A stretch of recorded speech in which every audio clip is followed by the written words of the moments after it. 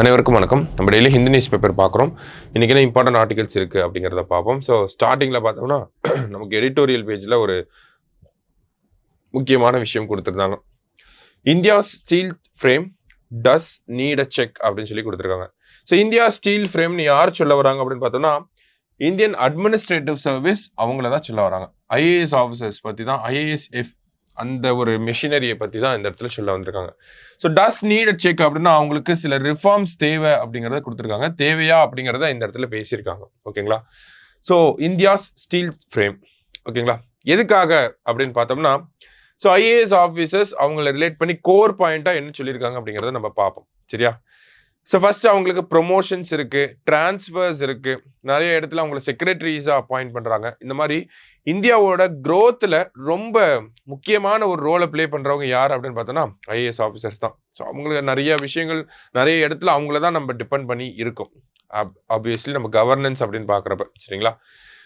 So இதில் என்ன சொல்லியிருக்காங்க அப்படின்னு பார்த்தோம்னா நமக்கு ஐஏஎஸ் ஆஃபீஸர்ஸோட ப்ரொமோஷன்ஸ் அப்படிங்கிறது ரெகுலேட் பண்ணணும் அப்படிங்கிறத சொல்லியிருக்காங்க. பிகாஸ் ப்ரொமோஷன்ஸ் எல்லாமே எப்படி இருக்குன்னா சீனியாரிட்டி பேஸ்டாக இருக்குது அப்படிங்கிறத சொல்லியிருக்காங்க. டிரான்ஸ்ஃபர்ஸ் அப்படிங்கிறது பார்த்தோம்னா ரொம்ப ஃப்ரீக்வெண்ட்டாக நடக்குது.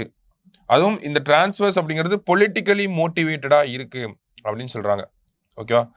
அதாவது ஒரு ஐஏஎஸ் ஆஃபீஸர் எந்த கட்சியை சேர்ந்தவராக இருக்காரு, எந்த கட்சிக்கு சப்போர்ட் பண்ணுறாரு, ஃபேவராக இருக்காரு அப்படிங்கிறத பார்த்துட்டு அது ஆட்சி மாற்றம்லாம் நடக்கிறப்ப ஐஏஎஸ் ஆஃபீஸரையும் மாற்றிக்கிட்டே இருக்காங்க அப்படிங்கிறத ஒரு குற்றச்சாட்டாக வச்சுருக்காங்க. அடுத்ததாக பார்த்தோம்னா இவங்களை ஃப்ரீக்வெண்ட்டாக டிரான்ஸ்ஃபர் பண்ணுறதுனால என்ன ஆகுது அப்படின்னா இவங்களுக்கு ஒரு டொமைன் எக்ஸ்பர்டீஸ் அப்படிங்கிறது கிடைக்க மாட்டேங்குது அப்படிங்கிறது சொல்லியிருக்காங்க. அதாவது டொமைன் எக்ஸ்பர்டீஸ் அப்படின்னு பார்த்தோம்னா ஒரு பர்டிகுலர் ஃபீல்டில் இவங்களுக்கு எக்ஸ்பர்டீஸ் அப்படிங்கிறது கிடைக்க மாட்டேங்குது. இப்போ எக்ஸாம்பிளுக்கு என்விரான்மெண்ட் செக்ரட்டரியாக ஒருத்தவங்க இருக்காங்க. அவங்க ஒரு 6 மாதம் இருந்துட்டு திருப்பி 6 மாதத்துக்கு அப்புறமா ஹெல்த் செக்ரட்டரியாக போடுறாங்க. மறுபடியும் ஒரு 5 மாதத்துலேயே அவங்கள வந்து லா அண்ட் ஆர்டருக்கு மாற்றுறாங்க. அந்த மாதிரி ஏதாவது ஒரு விஷயத்துக்கு மாற்றுறாங்க. சரிங்களா? இப்படி ஃப்ரீக்வெண்ட்டாக அவங்கள ட்ரான்ஸ்ஃபர் பண்ணிகிட்டே இருக்கப்போ என்ன ஆகுதுன்னா பர்டிகுலராக அந்த ஃபீல்டில் என்ன நடக்குதுங்கிறத அவங்களால புரிஞ்சுக்கவே கிராஸ் பண்ணிக்கவே முடியாது. ஓகேங்களா? ஒரு லாங் டேர்மாக அவங்கள வச்சுருந்தா தான் அந்த டொமைனில் நிறைய விஷயங்களை தெரிஞ்சுக்கிட்டு அந்த டொமைனில் இருக்கக்கூடிய சேஞ்சஸை எஃபெக்டிவாக இம்ப்ளிமெண்ட் பண்ண முடியும். அந்த மாதிரியான விஷயங்களை அவங்களால கொண்டு வர முடியும். சரிங்களா? ஸோ இதெல்லாம் வந்து பியூரோக்ரஸியில் இருக்கக்கூடிய பிரச்சனையா நமக்கு சொல்லியிருக்காங்க. குறிப்பாக ஐஏஎஸ் ஆஃபீஸர்ஸ்க்கு இருக்கக்கூடிய பிரச்சனையா. சரிங்களா? ஸோ டொமைன் எக்ஸ்பர்டீஸ் அப்படிங்கிறது இல்லை இவங்களுக்கு. ஸோ இந்த மாதிரியான விஷயங்களை ஸ்டடி பண்ணுறதுக்காக நம்ம அட்மினிஸ்ட்ரேட்டிவ் ரிஃபார்ம்ஸ் கமிஷன் இருக்குது. அதை தாண்டி நிறைய கமிஷன்ஸ் இருக்குது. செகண்ட் அட்மினிஸ்ட்ரேட்டிவ் ரிஃபார்ம்ஸ் கமிஷன் இருக்குது. இவங்க எல்லாமே பார்த்தோம்னா ஒரு சிவில் சர்வீஸ் ஸ்டாண்டர்டை கொண்டு வரணும் அப்படிங்கிறத சொல்கிறாங்க. இன்னும் பார்த்தோம்னா அக்கௌண்டபிலிட்டியை இன்க்ரீஸ் பண்ணுறதுக்காக நமக்கு ஒரு ஒரு ஆக்ட் கூட கொண்டு வந்திருப்பாங்க. என்ன ஆக்ட் அப்படின்னு பார்த்தோம்னா பெர்ஃபார்மன்ஸ் அண்ட் அக்கௌண்டபிலிட்டி பில் அப்படிங்கிறது. Actually not act, it is a bill. So performance and accountability bill அப்படிங்கிற ஒரு பில்லை கூட கொண்டு வந்திருப்பாங்க. ஆனால் பெருசாக அதெல்லாம் வந்து இம்ப்ளிமெண்ட் ஆகலை. சரிங்களா? ஸோ இவங்களுக்கு டொமைன் எக்ஸ்பர்டீஸ் அப்படிங்கிறதுலாம் இல்லாதனால என்ன சொல்கிறாங்க அப்படின்னு பார்த்தோம்னா லேட்ரல் என்ட்ரி அப்பாயின்மெண்ட்ஸ் அப்படிங்கிறத கவர்மெண்ட் ப்ரொமோட் பண்ண ஆரம்பிச்சாங்க. கிட்டத்தட்ட இப்போ வரைக்கும் பார்த்தோம்னா ஒரு 57 லேட்ரல் என்ட்ரி அப்பாயின்மெண்ட்ஸ் அப்படிங்கிறதே வந்திருக்கும். ஓகேங்களா? ஸோ லேட்ரல் என்ட்ரி அப்பாயின்மெண்ட்ஸ் அப்படின்னா என்னன்னா ஒரு ப்ரைவேட் ஃபீல்டில் இருக்கக்கூடிய ஒரு எக்ஸ்பர்ட்டை ஒரு ஸ்பெசிஃபிக்கான ப்ராஜெக்ட்டுக்காக கவர்மெண்ட் வந்து அப்பாயின்ட் பண்ணுவாங்க. சரிங்களா? இதான் லேட்ரல் என்ட்ரி அப்படின்னு சொல்லுவாங்க. ஸோ இந்த லேட்ரல் என்ட்ரிக்கு ஒரு 45 போஸ்ட் இருந்துச்சு. அதை வந்து யூபிஎஸ்சி ரீசெண்டாக ஒரு நோட்டிஃபிகேஷன் விட்டுருந்தாங்க. இந்த லேட்ரல் என்ட்ரி பண்ணக்கூடாது அப்படின்னு சொல்லி எதிர்கட்சிகள்லாம் அதிகமாக போராட்டம் பண்ணாங்க. பிகாஸ் இதில் வந்து ரிசர்வேஷனை ஃபாலோ பண்ண முடியாது அப்படிங்கிற மாதிரி நிறைய கன்சர்ன்ஸ் சொல்லியிருந்தாங்க. அதே மாதிரி ஐஏஎஸ் ஆஃபீஸர்ஸ் அதாவது பியூரோக்ரஸியுமே பார்த்தோம்னா நமக்கு வந்து இதை அப்போஸ் பண்ணியிருந்தாங்க. இதனால யூபிஎஸ்சி இந்த நோட்டிஃபிகேஷனை கேன்சல் பண்ணியிருந்திருப்பாங்க. சரிங்களா? ஸோ அப்போ லேட்ரல் என்ட்ரி அப்படிங்கிறது இட் இஸ் அ நோகோ இல்லையா? அரசாங்கம் ஒரு சில ஸ்பெசிஃபிக்கான ப்ராஜெக்ட்ஸ்க்கு அப்பாயிண்ட் பண்ண முடியுது. ஆனால் போஸ்ட்டுக்கு நமக்கு லேட்ரல் என்ட்ரி அப்படிங்கிறதும் பண்ண முடியல.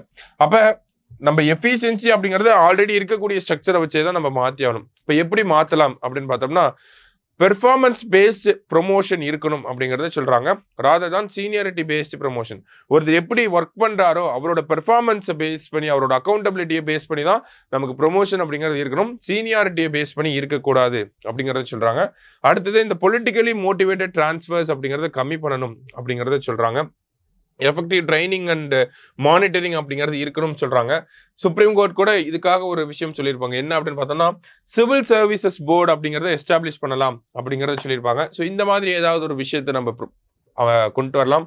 இதே அமெரிக்காவில் பார்த்தோம்னா எக்ஸ்பர்ட்ஸை பேஸ் பண்ணி டாஜ் அப்படின்னு சொல்லி ஒரு விஷயத்தை ஃபார்ம் பண்ணியிருக்காங்க. டிபார்ட்மெண்ட் ஆஃப் கவர்மெண்ட் எஃபிஷியன்சி அப்படின்னு சொல்லி.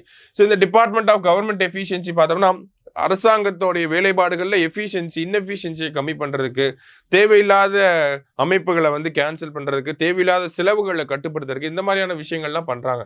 ஸோ அதையுமே ஒரு மாடலாக எடுத்து அது இந்தியன் கண்டிஷன்ஸ்க்கு ஏற்ற மாதிரி மாற்றி இந்தியா இம்ப்ளிமெண்ட் பண்ணலாம் அப்படிங்கிற ஒரு சில ஐடியாஸ் தான் இந்த ஆர்டிக்கலில் கொடுத்துருக்காங்க. ஸோ ஜஸ்ட் ஒரு டைம் ரீட் பண்ணி பார்த்துக்கோங்க. அடுத்ததாக பார்த்தோம்னா, former Supreme Court judge named as human rights panel chief அப்படின்னு சொல்லி கொடுத்துருக்காங்க. So 9th national human rights கமிஷனோட சேர்பர்சனாக யார் வந்திருக்காங்க அப்படின்னா ராமசுப்ரமணியம் அப்படிங்கிறவர் வந்திருக்கார். ஸோ ஹியூமன் ரைட்ஸ் கமிஷனுக்கு தமிழ்நாட்டிலேருந்து அப்பாயிண்ட் ஆகியிருக்கக்கூடிய ஃபர்ஸ்ட் பர்சன் யாருன்னா ராமசுப்ரமணியம் அவர்கள் தான். ஸோ அப்பாயிண்ட் பண்ணது யாருன்னா பிரசிடென்ட். யார் ரெக்கமெண்டேஷன் ஒரு 6 மெம்பர் செலெக்ஷன் கமிட்டி வந்து இந்த நேமை வந்து ப்ரிஸ்கிரைப் பண்ணியிருப்பாங்க. ஸோ அதில் யாரெல்லாம் இருப்பாங்க அப்படின்னு பார்த்தோம்னா பிரைம் மினிஸ்டர், ஹோம் மினிஸ்டர் இருப்பாங்க, leader of Lok Sabha, deputy speaker of Rajya Sabha. அடுத்ததாக பார்த்தோம் அப்படின்னா நமக்கு leader of opposition in Lok Sabha and then leader of opposition in Rajya Sabha இவங்க எல்லாம் தான் இருந்திருப்பாங்க. ஸோ இவருடைய பதவி காலம் அப்படின்னு பார்த்தோன்னா 3 years or 70 years of age. சரிங்களா? ஸோ அதை ஒரு செய்தி கொடுத்துருந்தாங்க. கடைசியாக பார்த்தோம் அப்படின்னா நமக்கு நோ டிடென்ஷன் பாலிசி அப்படிங்கிறத கேன்சல் பண்ணியிருக்காங்க. ஸோ இந்த நோ டிடென்ஷன் பாலிசி அப்படிங்கிறது ஆர்டி ஆக்ட் 2009 வந்து கொண்டு வந்திருப்பாங்க. இதை 2019 கேன்சல் பண்ணியிருப்பாங்க. சரிங்களா? ஸோ 2019 கேன்சல் பண்ணியிருப்பாங்க. அதுக்கான ரூல்ஸ் அப்படிங்கிறது இப்போ தான் வந்திருக்கு ஆக்சுவலி.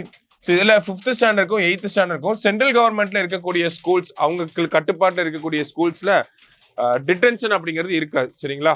அதை கேன்சல் பண்ணிட்டாங்க. அதுதான் இந்த செய்தியில் சொல்லியிருக்காங்க. ஸோ இன்னைக்கு நியூஸ் பேப்பர் பார்த்துருக்கோம். தேங்க்யூ.